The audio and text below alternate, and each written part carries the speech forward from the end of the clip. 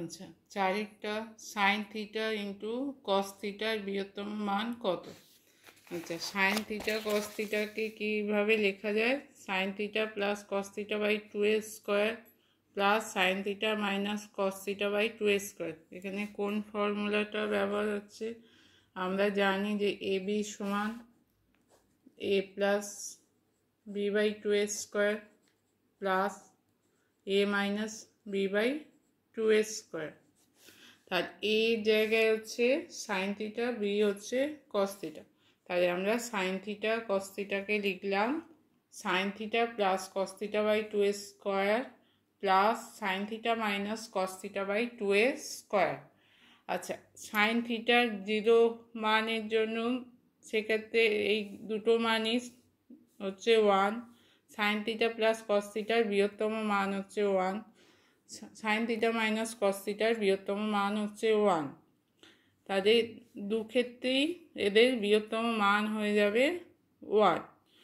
আচ্ছা, তাহলে sine theta cos থিটার বৃহত্তম মান কত? তাহলে এখানে 1 বসালে হবে 1/2 স্কোয়ার প্লাস এখানে 1 বসাচ্ছি 1/2 স্কোয়ার।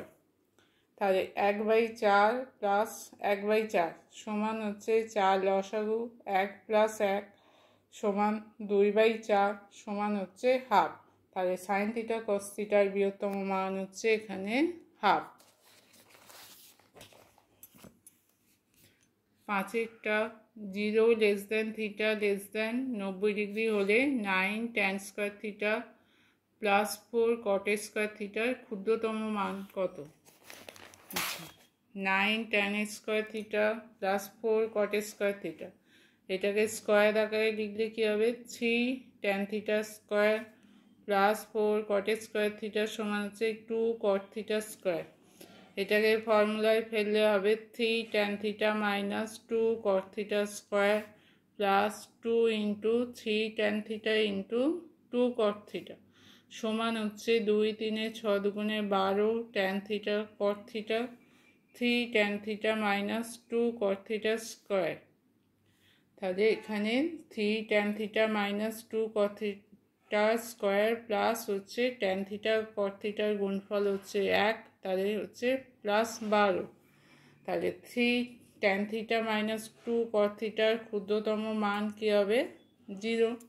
তাহলে সবচেয়ে কম এটার কি মান হতে পারে? 0 হতে পারে।